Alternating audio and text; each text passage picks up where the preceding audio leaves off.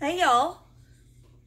Well, I'm here in the kitchen again, and today I'm going to be making some tomato jam. Now this is a new recipe. It's a sweet tomato jam that you could put on biscuits or toast, or use it even on a hamburger, on a grilled cheese sandwich. You can add some red pepper flakes to it if you'd like it a little spicy. I had a jar left over from last year that was one of my spicy tomato jams, and Stephen smokes a pork loin on the smoker, and then we cut it in steaks after it's smoked and let it cool, and I shrink wrap them and freeze them. So I just take them out of the freezer and non-stick skillet, just a little tad of olive oil, and I warm up that little piece of pork loin steak, and then I put some of that spicy tomato jam on top of it and flip it over so the jam's underneath, so it warms it up and caramelizes a little bit, and then I flip my steak back over and spoon that hot tomato jam on top, and it is yummy and kind of fancy too, rather than just your plain old pork loin. So Stephen, has a pellet grill, and he's really good. He's perfected a lot of things on that. He's got it all written down. So that's a quick and easy meal if you have a smoker, and to prepare meat and either shrink wrap it and freeze it, or wrap it in parchment paper and then in foil and freeze it. And you can just warm it up in your parchment paper and foil in the oven. So it's really good. So this recipe starts with 2 pounds of tomatoes, and you can see behind me that I'm not tomato poor. Most of those are going to be in jam. The heirlooms that I grow, we eat those fresh. I give them away. These tomatoes are from a hybrid, and they're not as flavorful as the heirlooms, my Cherokee purples, my Hawaiian pineapple, Paul Roberson, Calabash purple. Those are really have really depth of flavor. These are ripe, and I've already peeled almost 2 pounds. I've got one more, and I want to show you, if you've got a ripe tomato, it will peel really easily. If your tomatoes aren't so ripe, what you would do is you boil some water, have some water boiling, and cut your little X in the bottom, throw it in the boiling water until you see that start to kind of peel. Take it out, cool it off, and it'll peel real easily.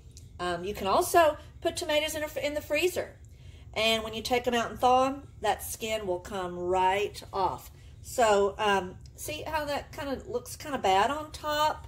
Well, I'm just going to go and cut off that top part. That's where we have these leaf-footed beetles, and the adults overwinter, and then they lay their eggs, and what's called the nymph stage of this beetle will hatch out, and they have a piercing mouth part, and they like to pierce the tomatoes, and I'll get little spots, but tomatoes still good. I just take that part off. So if I take off that end, if this is a ripe tomato, see how that skin it peels right off. It just peels just like that, and I'm not wasting any of my tomato. Now this recipe didn't say to peel it, but this particular variety, I think these are Carmelo. Some of them may be that variety, and the other Steakhouse. And they have a thicker skin. They're great for canning. Of course, you take the skin off when you can them. So I'm almost done peeling this tomato. If you do them in water,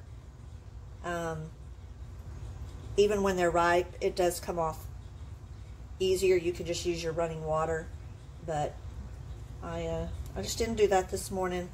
because they've been sitting on the counter for days, and they are really, really ripe. Now the chickens are going to get these scraps over here. They're going to like that. Now you see kind of where this is? That's where those leaf-footed beetle nymphs they'll pierce, and you'll get that. Now I've taken the core out, so here I now I'll make sure I don't see any bad parts. Looks pretty good. So I'm going to put it in my bowl, and I have about 2 pounds there, and it says to put them in a food processor or a blender to kind of chop them up a little bit. So I've got my food processor set up over here. You know what? This was Stevens before we got married. It is a La Machine, and I have had it that long.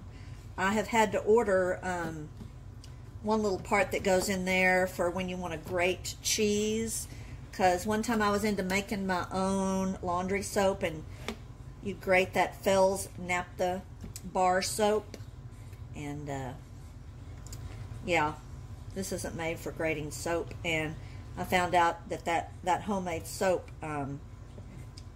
left a film in the washing machine, and I couldn't get it to go away. All right, let me wash my hands off. Some people are sensitive to tomatoes. They are acidic. If I work with them too long, my hands will start to itch. So it says just to pulse them. So we're going to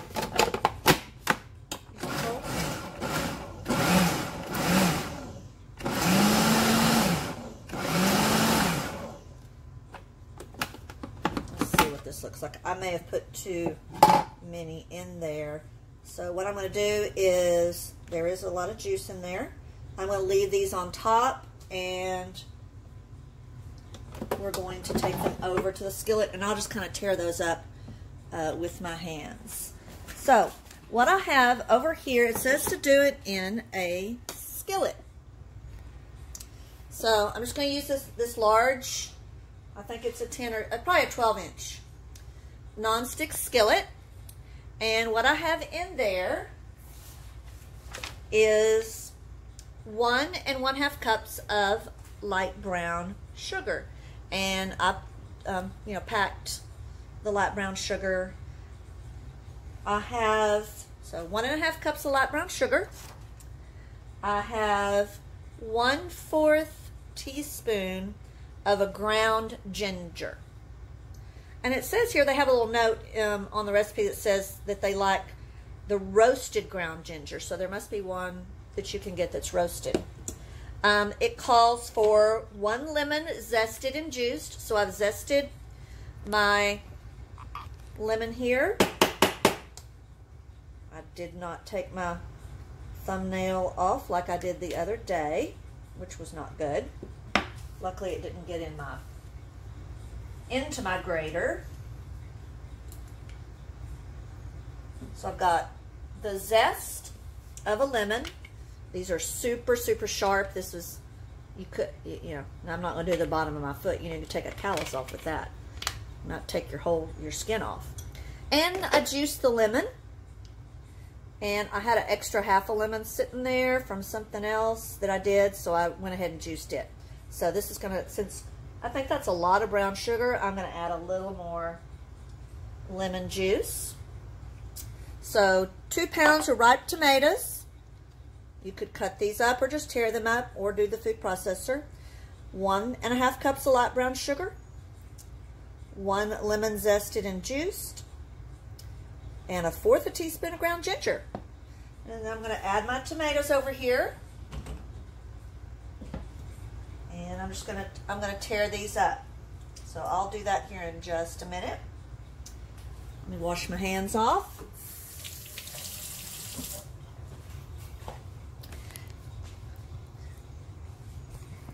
And once I get that started, I'll come back with our video. Okay, so I have everything mixed up here in my pan. And it says that you just cook it, stirring it frequently. Basically what it's going to do is evaporate a lot of the water, caramelize the sugars that are in the tomato. It's going to bring all the flavors together.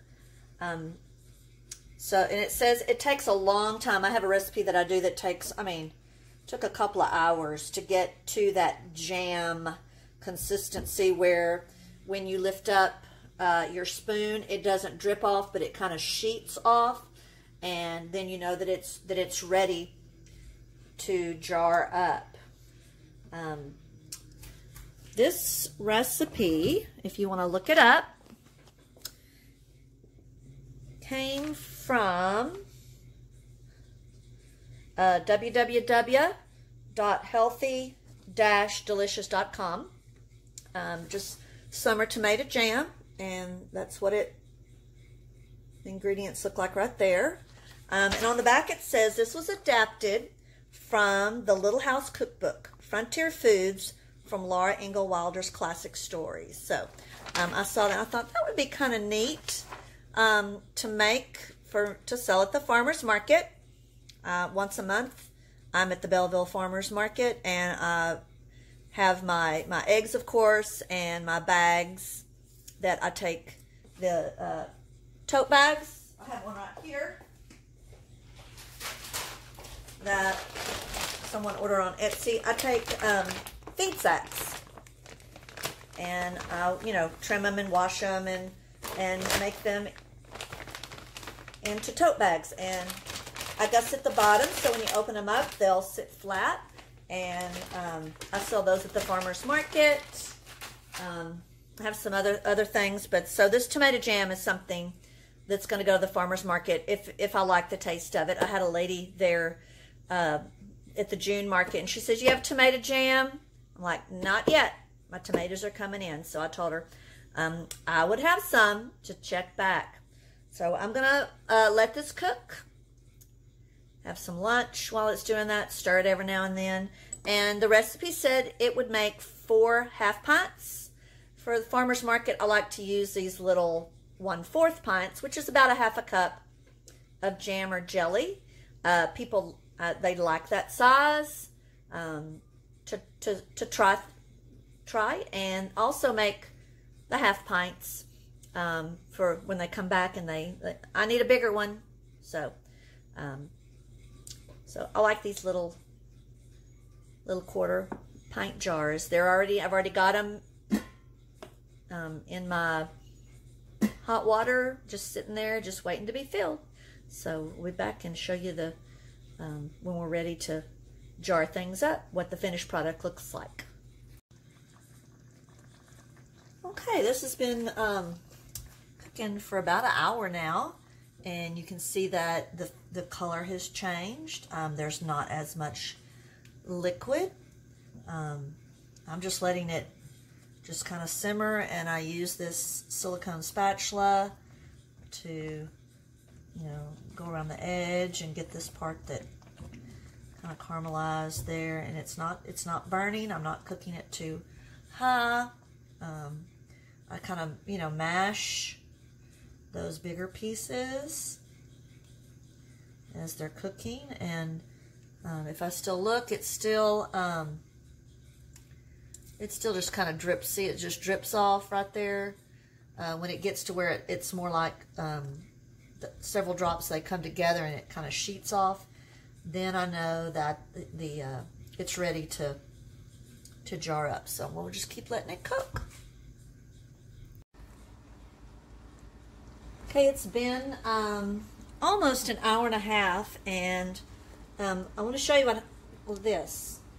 When you start seeing this, where it takes a little bit of time, there's something that dripped in from me going outside. A little bit of time to run back together. You know it's getting close to being finished. It's taking on a shiny appearance, kind of like candied, things that are candied. When I put it on the spatula, it doesn't run off as quickly, and it's still getting the drips. And I tried it on the cold plate just a minute ago, and it's not quite ready, so I'm just going to continue to cook, but I'm going to keep it stirring more so that it doesn't scorch and burn. So we'll be back in a little bit. Okay, so I want to show you what I'm talking about when we look for the drips. So I'm going to get some of the liquid on a spoon, and I'm going to turn it sideways, and you see how it kind of is ready to sheet together.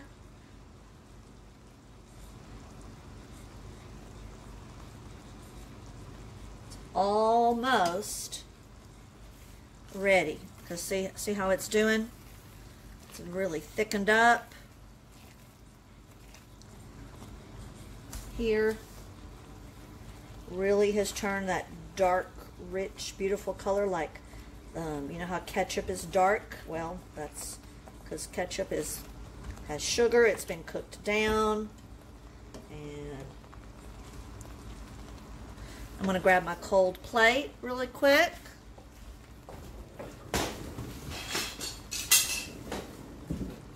And I'm going to put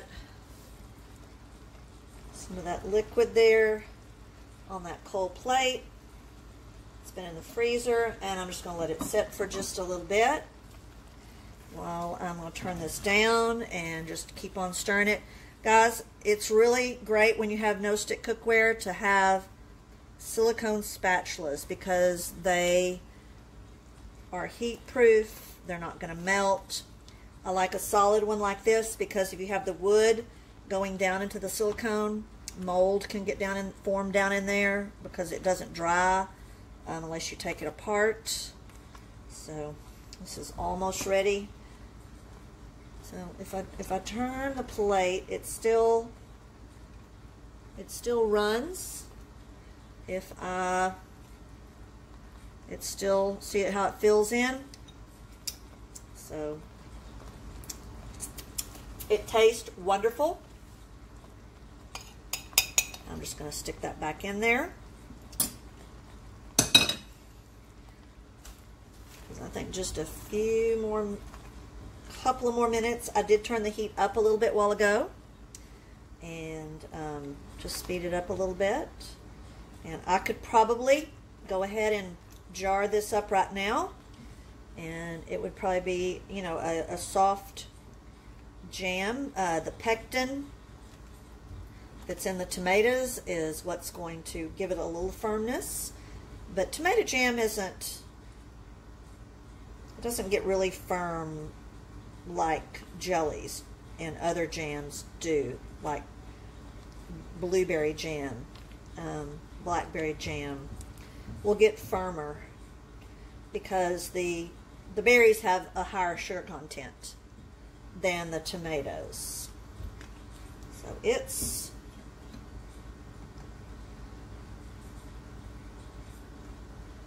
see how that's coming off that spoon.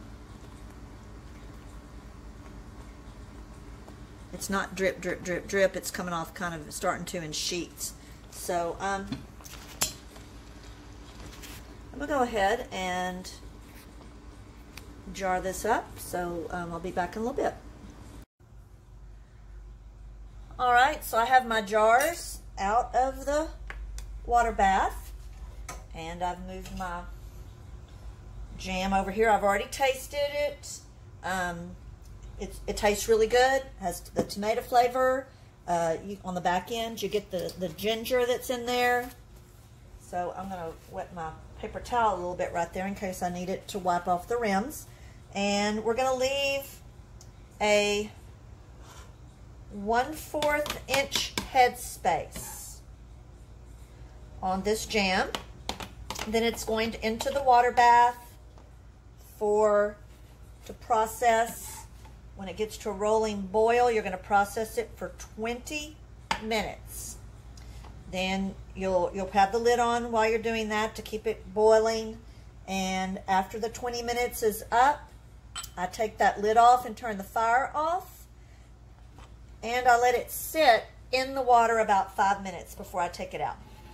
And then I take it out and I listen for the pop, pop, pop for the sealing. If it does, one does not seal, I might try a different lid and reprocess this because it's already cooked as much as it's going to cook.